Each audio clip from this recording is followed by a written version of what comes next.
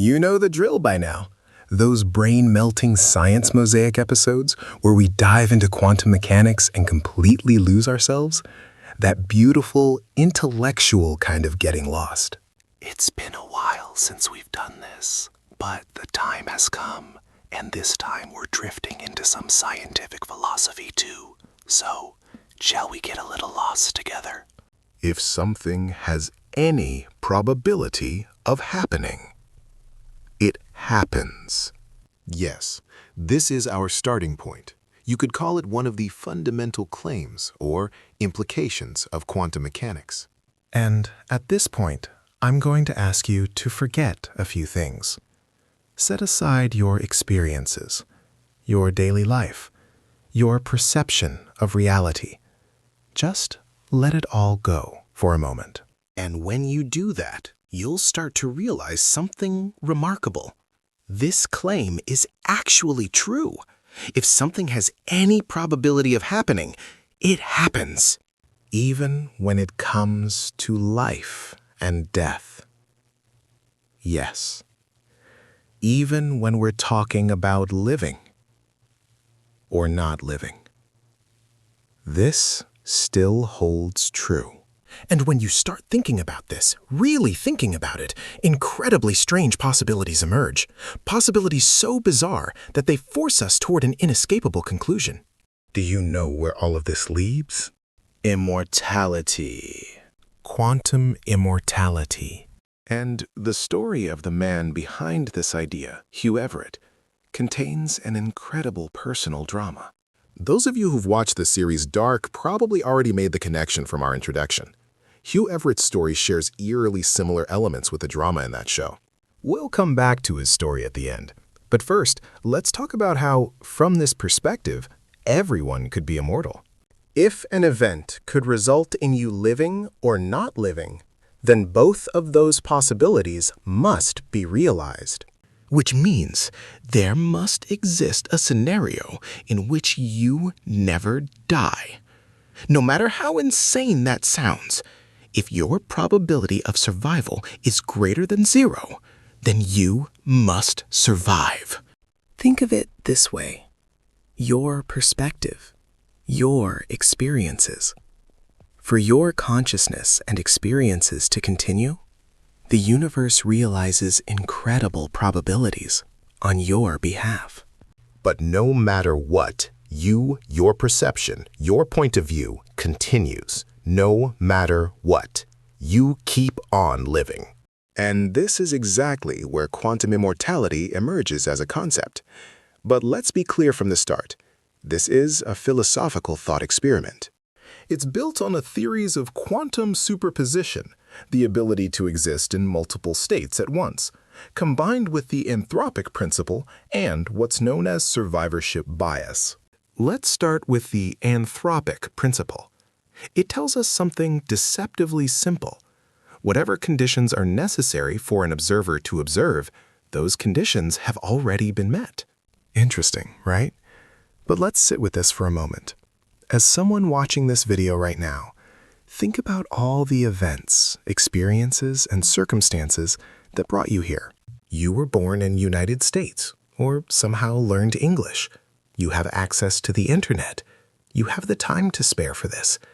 And most importantly, you might never have been born at all. But here you are. As viewers of this video, we could imagine none of these conditions being true. We can simply ignore those who don't watch ScienceMosaic. The joke, and the point, is that perception works exactly like this. It's like the refrigerator light. The refrigerator light is always on, because the fridge is designed that way. It's on precisely when you can see it, when you're able to observe it. The anthropic principle is actually everywhere. It's an incredibly powerful idea. If you're standing in front of a map at a bus stop that says, "You are here," that sign is always correct. It also explains why no one who has played Russian roulette has ever regretted it. Why the Earth supports life like ours. Why everything we might call impossible has already happened.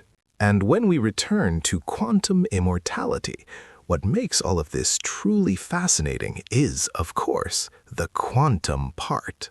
For example, it explains why life like ours must exist on other planets in the universe.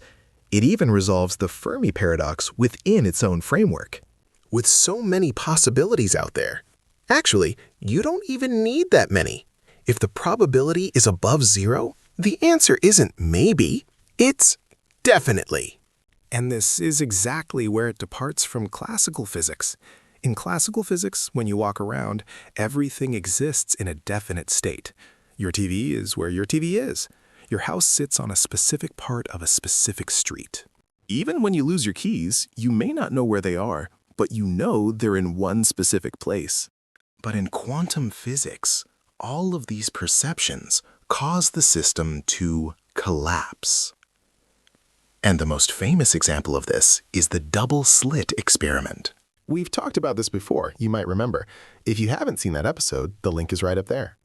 When you observed the light, it created two distinct lines. But when you didn't observe it, when you didn't interfere, it behaved like a wave. But here's where it truly goes off the rails. This same thing happened even when you sent photons through one at a time. Beyond strange! And the most challenging part for us is this. To predict where a single photon will land, you have to calculate every possible path it could take. And that is extraordinarily difficult. But ask any physics student, any physicist, any chemist, and they'll tell you there's nothing strange about this at all. It's the most normal thing in the world. It's simply how the universe and matter work. That's why they don't get as excited about this weirdness as we do. But hey, they shouldn't hold it against us. Because it is weird. It really is. For example, you can perform the double-slit experiment with anything. It gets harder as the particles get bigger, but in theory, you could do it with anything, even a human being. In fact, one of the largest particles this experiment has ever been done with was a molecule made of 810 atoms. Not a photon, not an electron. Atoms. 810 of them. That's basically a physical object. And this is where our limitations come into play, our engineering limitations. The reason we don't see quantum physics with our naked eyes in the everyday world isn't because of some undiscovered law of physics. It's an engineering barrier. Because every experiment we've ever conducted actually shows there is no boundary between the classical universe and the quantum universe. On the contrary, quantum laws are universal. They apply to everything, everywhere. By the way, don't worry. All of this is leading us to immortality. We're getting there. And let's not confuse our original claim. Everything with a probability of happening happens, with the idea that anything goes. When we talk about the universality of quantum laws, it's natural to fall into the trap of thinking we ourselves might be in superposition. Like, why don't we see the other version of ourselves who accepted that job offer, right? Because the probability of that is genuinely zero. If you're here right now, it's done. You are here. The possibilities have collapsed. Even if different versions of you exist in different states, it is impossible for these versions to interact with each other. As a group that's been journeying together into the depths of quantum physics, let me explain it to you this way. You remember Schrödinger's cat? Until we measure it, we don't know if it's dead or alive. We assume both are true simultaneously. The Copenhagen interpretation, led by Niels Bohr, handles it like this. When someone opens the box and looks inside, all possibilities collapse into a single outcome. If the cat is alive, then the possibility of it being dead vanishes forever.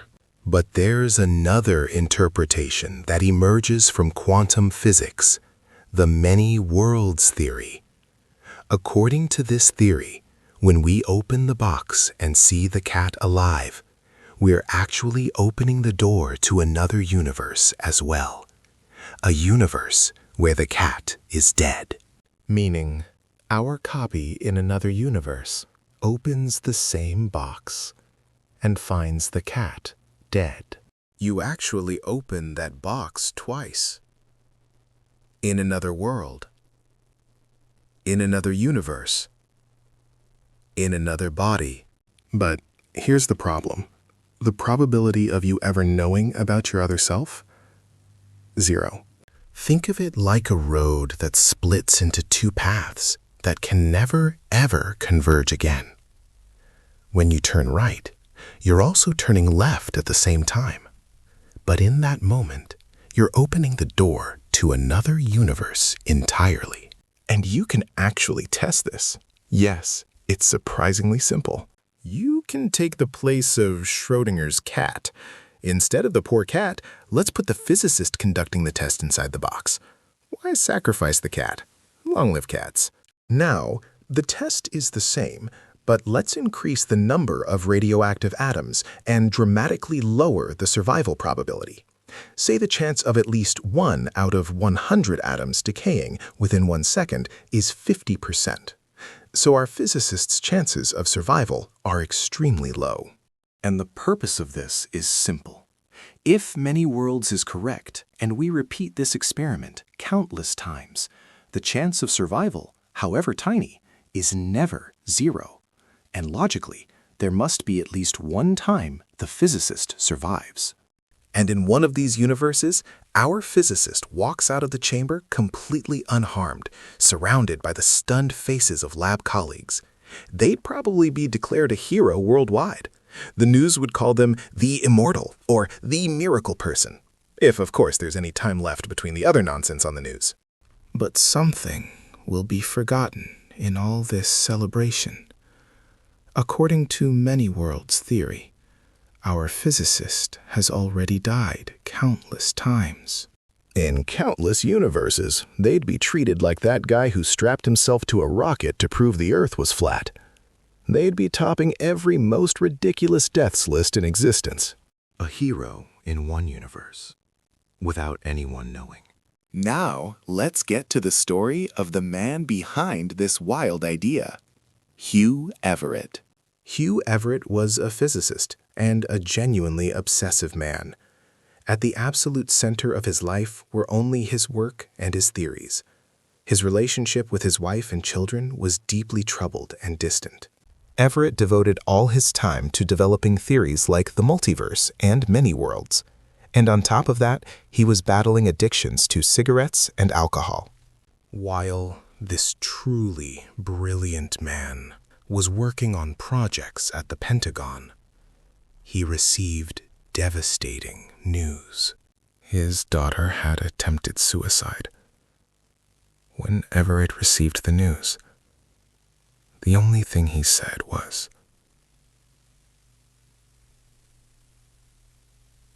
"I didn't know she was that unhappy."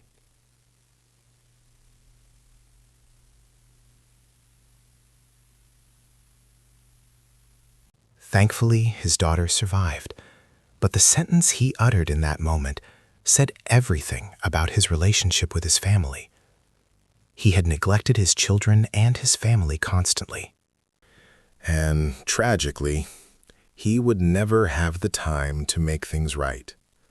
Shortly after his daughter's attempt, Hugh Everett died of a heart attack at just 52 years old, a consequence of his addictions. But his daughter later attempted suicide again, and this time, tragically, she succeeded.